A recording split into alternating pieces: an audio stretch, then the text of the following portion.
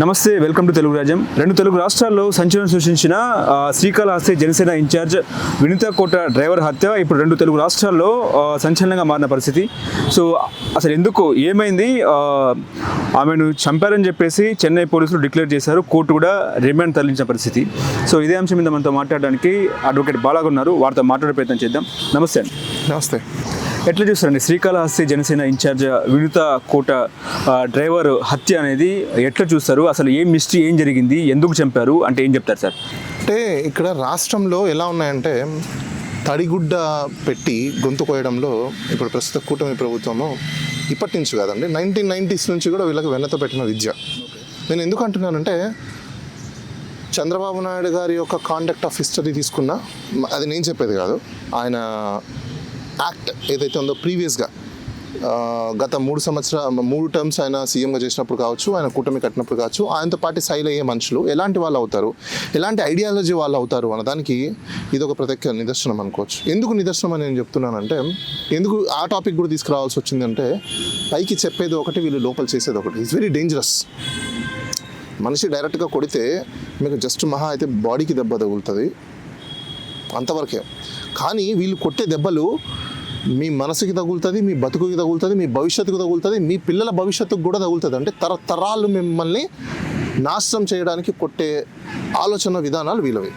నేను ఎందుకు ఈ విషయం అంటానంటే, నేను చెప్పడం కాదు, మీకు కొన్ని సన్నివేశాలు నేను చూపించాలి.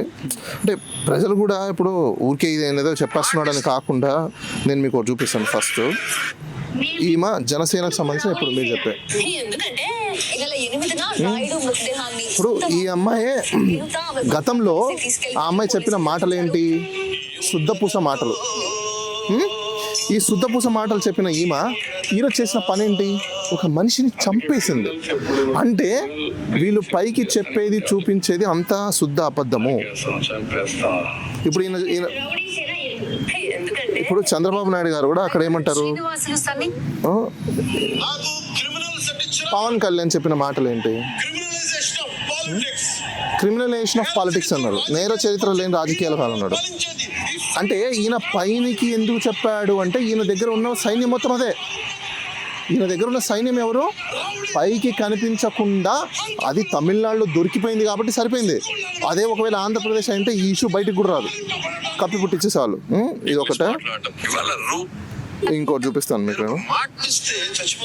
ఈయన మాటిస్తే చచ్చిపోతానని చెప్పి ప్రజలకు చెప్పాడు. ఇప్పుడు పవన్ కళ్యాణ్ మాట మనకేమిచ్చాడు?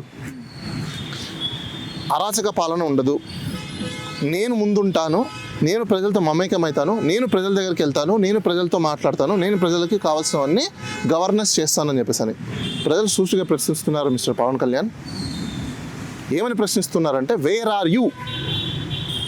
నీకు దమ్ముంటే ప్రజలందరూ నేను ప్రశ్నిస్తున్నారు, నువ్వు చెప్పిన మాటలని నిలబెట్టుకో. లేదు అనుకుంటే నెక్స్ట్ రాబోయే ఎలక్షన్స్లో మీరు అనొచ్చు, సార్ మీరేంటి సార్ ఎలా మాట్లాడుతున్నాను అని చెప్పేసి. సోషల్ ఇంజనీర్ ఫస్ట్ నేను, దాని తర్వాత మిగతా నా ప్రొఫెషను ఇంకోటి. సోషల్ ఇంజనీర్ అంటే ఎవరో తెలుసా? దేశానికి, జనాలకి, స్టేట్స్కి ఒక స్టేట్స్మెన్స్లా టార్చ్ బేరర్ లాంటి వాళ్ళు. I'm like a torch bearer. So ప్రజలకి అవగాహన కల్పించాల్సిన బాధ్యత నా మీద ఉంది. ఇలాంటి వ్యక్తుల్ని మనము స్టంటింగ్లు చేసే వ్యక్తులను, సినిమాలో యాక్టర్లు చేసే వ్యక్తులను, లేకపోతే 4 స్పీచ్లు ఇచ్చే వ్యక్తులను, లేకపోతే మీడియా ముందర తప్పట్లు కొట్టుకోవడానికి ఇచ్చే స్పీచెస్ ఇచ్చే వాళ్ళ వ్యక్తులను మనం తీసుకొచ్చి రాజకీయాల్లో కూర్చోపెడితే ఈ ప్రజల బతుకులు, ప్రజల పిల్లల బతుకులు, వాళ్ళ భవిష్యత్తు అంధకారంలోకి వెళ్ళిపోవడానికి గత 70 సంవత్సరాల నుంచి జరుగుతుంది. ఇప్పుడు కూడా అదే జరుగుతుంది. చదువుకున్న వాళ్ళని తెచ్చుకోవాలని చెప్పారు. పవన్ కళ్యాణ్ అదే కదా చెప్పాడు. నువ్వేం చదువుకున్నావు? అసలు నీ క్వాలిఫికేషన్ ఏంటి? నీకే క్లారిటీ లేదు. నాకు తెలిసి ఇంటర్మీడియట్లో ఉన్న సబ్జెక్ట్స్, ఉన్న కోర్సెస్ అన్ని చదివాను. 1000 పుస్తకాలు చదివారు కదండి సార్. 2 లక్షల పుస్తకాలను చదివింది క్యాలిక్యులేషన్స్ వేసుకున్న 20 సంవత్సరాలు పడుతుంది సార్. ఆయన 20 సంవత్సరాలు పుస్తకాలు చదువుతూ కూర్చుంటే సినిమాలు ఎట్లా తీశాడు, రాజకీయాలు ఎట్లా చేస్తున్నాడు, ఏం మాట్లాడితే కొంచెం సెన్స్ ఉండాలి. హిందూ ధర్మం పాటిస్తున్నాడు.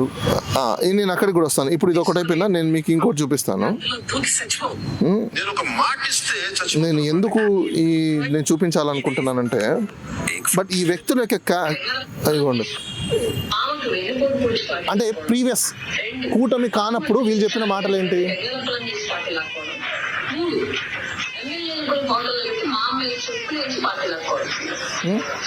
వీళ్ళు కూటమి రాకముందు మాట్లాడిన మాటలు.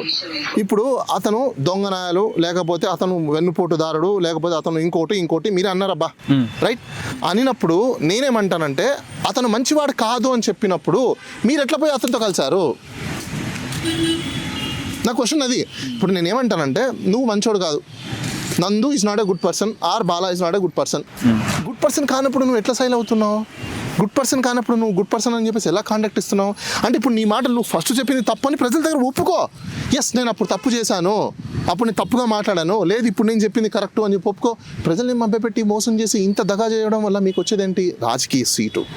ఈరోజు వేల కోట్ల రూపాయలు కుంభకోణాలు జరుగుతున్నాయి, వేల కోట్ల రూపాయలు ల్యాండ్ మాఫియాలు జరుగుతున్నాయి, వేల కోట్ల రూపాయలు ల్యాండ్స్ మొత్తం అన్ని మీకు తెలిసిన వాళ్ళకి, మీకు నచ్చిన వాళ్ళకి, మీ ప్రొడ్యూసర్లకి, మీకు కావాల్సిన వాళ్ళకి అందరికీ మీరు ఖజానా కొట్టడం కోసమే మీరు రాజకీయాల్లోకి వచ్చి ఈరోజు పేద ప్రజల యొక్క బతుకు భవిష్యత్తుని మీరు అంధకారంలోకి పడేశారు.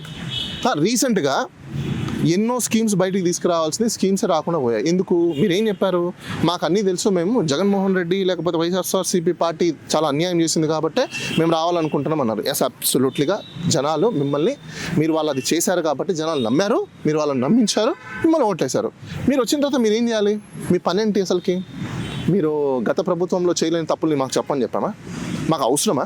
ప్రజలు మేము అడిగామా? మాకు తెలియదా? మాకు తెలిసే కదా మేము ఓట్లేసాము. మాకు తెలిసిందని నువ్వే కూడా చెప్పడానికి నాకు అర్థం కాదు. నువ్వు చేయాల్సిన పని చెయ్యి. ఆ పని చేయకుండా నువ్వు చేసేదేంటి? ఇగో నీ దగ్గర ఉన్న సైన్యం ఇలా మర్డర్లు చేయడము, నీ దగ్గర ఉన్న సైన్యం ఇలా చంపేయడము. ఇంకొకటి, ఇందాక మనం వీడియో చూసాం కదా, కొన్ని న్యూస్ ఛానల్లో కూడా ఇప్పుడు వస్తున్నాయి. ఇప్పుడు మీరు దాని గురించి టాపిక్స్ మనం చేస్తున్నాం కాబట్టి, టీడీపీ ఎమ్మెల్యే దీని వెనకాల ఉండి చేశారంటారు. ఓకే, ఫర్ ఎగ్జాంపుల్ అనుకుందాం, పాపం టీడీపీ ఎమ్మెల్యే ఉండి చేశారని మనం అనుకుందాం. ఇప్పుడు టీడీపీ ఎమ్మెల్యే చేయడానికి ఆయన అవకాశాలు ఏంటి? అసలు ఇక్కడ రాజకీయాలలో ఆ వ్యక్తి మాకు సంబంధించిన సమాచారం మొత్తము కూడా ఇంకొక రాజకీయ పార్టీకి, అంటే టీడీపీ వాళ్ళకి సంబంధించిన వాళ్ళకి చేరవేరుస్తున్నా అంటే మీకు బుద్ధిబుర్ర ఉందా కాస్తైనా? అసలు రాజకీయాలు ఓపెన్, అక్కడ సమాచారం చేర్చేదేముంది? ఇప్పుడు మీరు ఏం సమాచారం చేరుస్తాడు? మీరు చేసే కార్యక్రమాలు, అవునా? ఈ కార్యక్రమాలు మీరు ఎక్కడ చేస్తారు? ప్రజల దగ్గర చేస్తారు. అదేమన్నా హిడెన్ ఏజెండానా? లేదా సీక్రెసీనా? అదేమన్నా సెన్స్ ఉందా కాస్తైనా వీళ్ళకి? ఇప్పుడు ఆ పిల్లోడు ఫర్ ఎగ్జాంపుల్ అండి, వీళ్ళు ఏమేమి కార్యక్రమాలు చేస్తారో చెప్పారు. ఆ కార్యక్రమాలు ఏంటండి? వాళ్ళు ఎవరండి?